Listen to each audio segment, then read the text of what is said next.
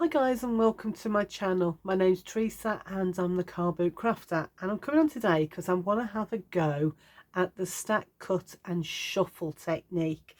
So I've been watching a few videos, but they're all from the US. So the US papers are slightly different sizes. The A4 papers are slightly different sizes to the ones in the UK. So I've had to adapt some of their measurements. So these are mine anyway. So I've started off with 2 sheets of white card base, and all I've done is literally just cut the card in half and then folded that in half to get that shape, and I can either have it as a tent fold or as a regular size card. So I've used 2 sheets of A4 to get my 4 cards. Then I took the measurements of those and I've cut myself four pieces of black card to go as the base for my stack, cut and shuffle patterned papers. So these are 14.5 by 10.3 centimeters. Okay, so I've got 4 of those. And then I'm using one of these urban design or urban style pads. You may have seen them a few years ago in places like Poundland and the works. So what I've done is I've gone through and I've found 4 papers that I really liked and I thought would work well together, and I've cut the paper in half, well, slightly less than half. I've cut it at so that's 9.3 that way and 13.5 that way. And as you can see, you can do this twice with those 4 sheets, so you could get 8 bases, 8 cards out of those 4 sheets. So let's pop that to one side. So now I've got my 1, 2, 3, 4 pieces of card, like I say, 13.5 by 9.3 centimeters. And I'm going to bring in my favourite cutter. It's a little guillotine that I bought. Now this was bought probably about 5 or 6 years ago. It's one of those, it's self-sharpening. I paid £3 at a car boot, and it's never let me down. It's a really good cutter. Only drawback is it's all centimeters. So all my measurements today are in centimeters. Sorry about that, guys. So you stack, the first part is stack. Okay, so you stack your 4 pieces together and make sure they're all very well tightly stacked. And now we're going to cut. So the first cut is going to be at 6 centimeters. So I'm just going to pop that on there. Make sure that's nice and straight. Pop that on there at 6 centimeters. Hold it very, very steady and then cut down like that. Oops. Last bit's always the hardest. Okay, so that one we're going to keep to one side. This piece I'm going to hold on to very carefully. I'm going to turn it and then I'm going to cut it as 8 centimeters like that. Okay, so push it down. So I've got my first 2 pieces. I'm going to pop those there, and then that piece that we cut off a minute ago, lift that back up, bring this across, and I'm going to cut this at 5 centimeters. So this was the top, just double checking that. Yeah, that's the top.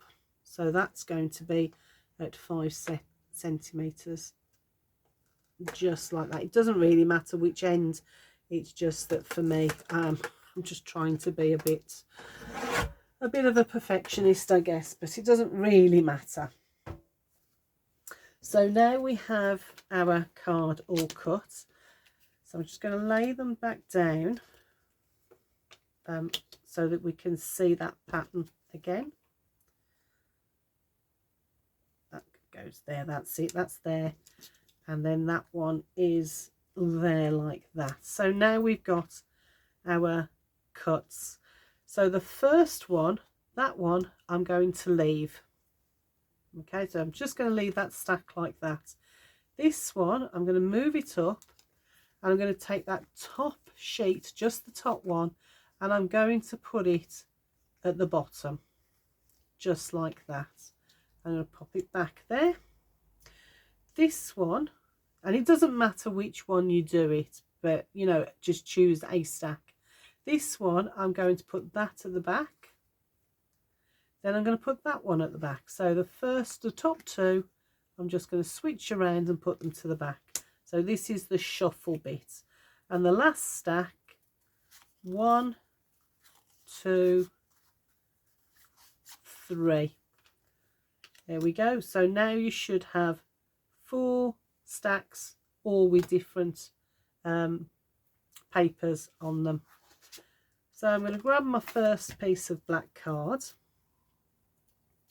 and I'm going to keep it in this pattern. You can change it which way you want.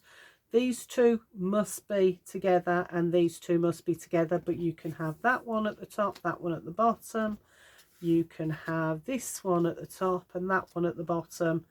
Entirely up to you, but the way I've done it is so that the short piece is there and this is a short piece here. Just for me, I like it. Now, a lot of the US ones, when they came to stick them on, they stuck them on like this, so that they were butted up to each other like that. And that one was butted up like that, and that one was butted up like that. So yeah, that's nice, it's okay, but I wasn't overly keen with the effect. I liked it, but I thought, I wonder if we could do better. Let me just move those across like that. So I thought if I just bring them out ever so slightly, so we've got that black in the middle, I thought that looks slightly better. I don't know about you guys, but that's my preferred design. So that's what I'm going with. So you just then simply glue them down. Dead easy. That's what I mean. This technique is so simple. The only difficult thing was changing it from US to UK sizes, and that was only because the size of the card in the US is slightly different to the size of the card in the UK when making the card bases. So put a little bit there just to hold it, and now I'm making sure I'm lining up that edge with this one so that we get a nice clean line there. There we go. And now this one,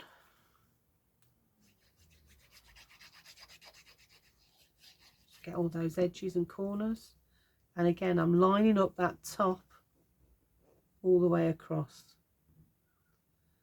like that. I want to get those lines there level.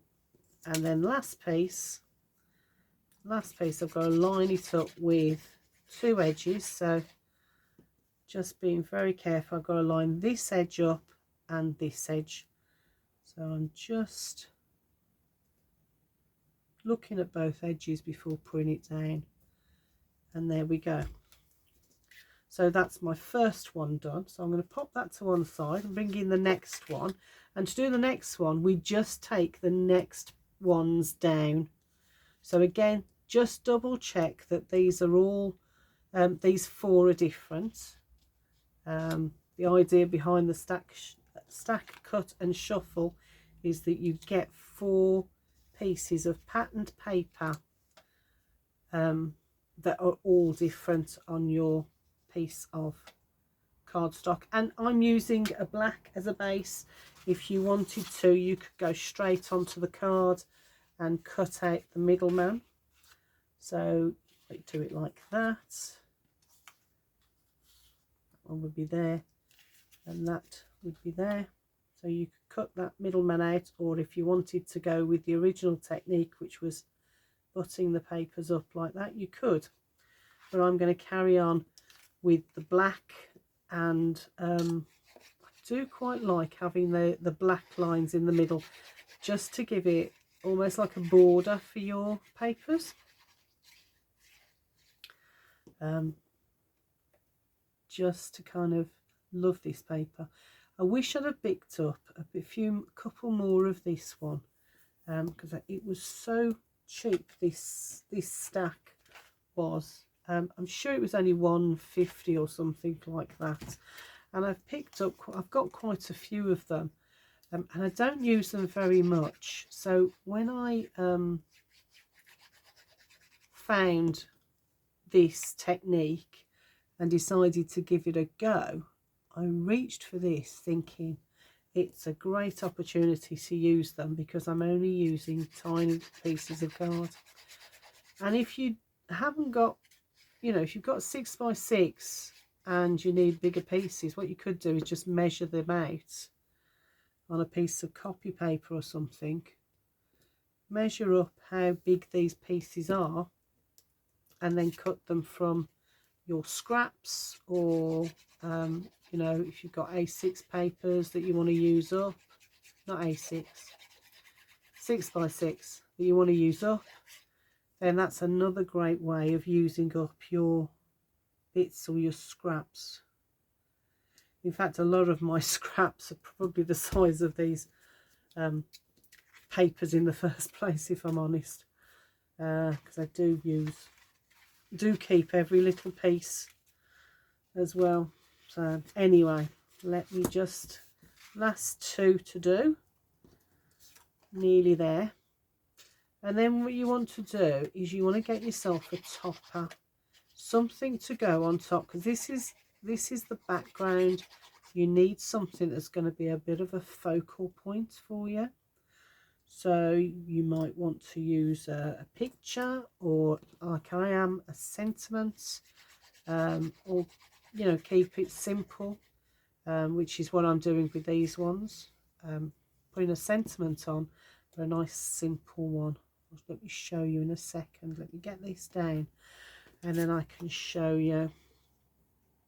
I did think about this quite a lot, about whether to keep because this piece here is text, and I did wonder if I should cut it so it was that way, but then I thought actually it doesn't really matter because it's a background. So even if I do cut it the other way, it doesn't make that much difference. I've done this the wrong way, haven't I? That piece, whoops, should be down there. That's me chatting and not paying enough attention. Luckily this glue is really good and dries really clear, so I'm hoping that you won't see the glue underneath here when I'm done. Let me just pop that down like that. It's just a little bit of glue in the middle there. There we go. That's more or less got rid of it. And the last one on some black card. Now, need to think a little bit more. Concentrate, Tracer, if you can. So I might mix it up a little bit and put this one at the bottom, just to see what that looks like, rather than the top. So let's try this one down here. Pop that down. And this one, just have to remember which way round, because it's not 6x8, I think this one is. So it's a little bit confusing, or is it 6 by, I don't know, I can't remember. But there we go. To bring that down ever so slightly. There we go, that's better. So the good thing about using wet glue, isn't it, you can got a little bit of wiggle time there, just to make sure it goes down properly. Now this one will have to go at the top on this one, just because I've changed it around a little bit. Let's pop that one down there, make sure it's straight. And the last piece, now you can't really see the butterfly wings, but you have got just the hint of it there, which I think is quite a nice effect on there. So I'll just pop that one there.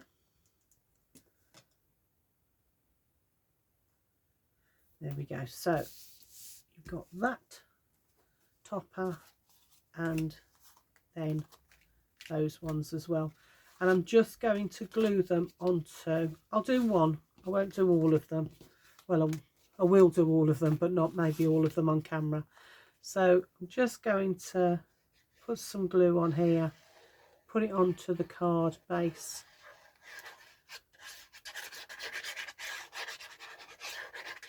Oh, it's very satisfying doing all that squiggle on the back of the cards. Just pop it down on the card base like that. Now I've cut it so that you see a little bit of the white card base behind the black, but only a tiny little bit. Right, I'm going to use my bone folder just to push the glue into the card base. There we go. So there's my card base.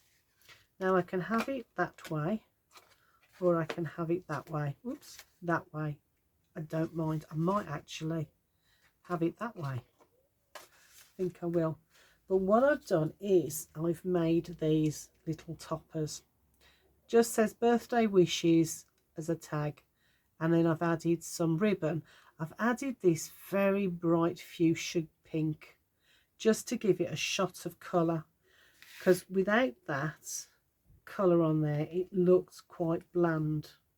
So I've just injected a tiny little bit of colour on there. So let me just double check the right way. Take the backing off. 2, and then I'm going to turn it round to me so I can see, and I'm going to pop that across like that, and there is my card. And how simple and how quick was that? In fact, let me do the others. If you don't want to watch, then that's fine by me, but I'm going to do them anyway, I think. And if you want to just see how they look, then stay with me. Otherwise I'll see you in the next video. So I'm just going to pop that down. I think I quite like them actually as a tent card now that I've done it. I was going to do them all as a a normal stand-up card like that, but actually I think I quite like them as a tent fold, especially as I've got the, I mean, it doesn't really matter that the writing's that way, but it just, I kind of quite like it now. So let me grab another one of those, and I'm just using the old Poundland foam stickers on the back. Cheap and cheerful, and they do the job. And there's another one done. Gosh, this so quick to do. I'm loving these. I really did. I liked the idea of them, but I really do like them now. No, that I'm going to leave that one a minute because I want to think about that one, because that might have to go the other way. Yeah, let's give that, glue that down. Then these are going to be really quick and easy for, you know, when you've got quite a few birthdays coming up, and you can change up the way they are. You could do these for men very easily just by, you know, changing up the colours in the papers, or, you know, having something a bit more, I don't know, man papers or man based papers. Let me just think for a minute as I pop that down. Let's get that straight. There we go. Use my bone folder just to get all that glue down like that, and then grab one of those. I made these up earlier using this is gosh, a Stampin' Up stamp, birthday stamp, and then I've used my clumper just to do those corners. I'm a bit fussy about my corners, so having the chomper has really made a difference when I make my cards. Now then, this one, I'm going to have a think. I quite like it that way because of that butterfly. But equally, I could have it that way, couldn't I? Let me put it on the card and then see what I think. Maybe that will make a difference. Might not, but... And this is the thing, isn't it? I could make up absolutely loads of these cards with backgrounds, put them to one side until I'm ready, and I could do these could be a thank you card. All I have to do is make them up with these papers and then decide what I'm going to use them for. So that says birthday wishes, but it could quite easily say congratulations or thank you or anything, because it's not overtly birthday, is it? It's kind of any kind of now then, let me think. Do you know what? I think I am going to go with that, the tent fold. The writing, if I'm being a bit picky, is upside down if I'm being picky, but do you know what? I'm not going to bother. I'm not going to bother with it. I'm just going to stick this on, and then I've got done 4 birthday cards in next to no time. How great is that? How quick and simple was that? I'm loving these. I'm going to make some more. So there you go, guys. My take on the stack, cut and shuffle cards. Yeah, great fun. Anyway, I'll see you in the next video. I'm definitely going to do these again. See you soon. Take care. Bye for now.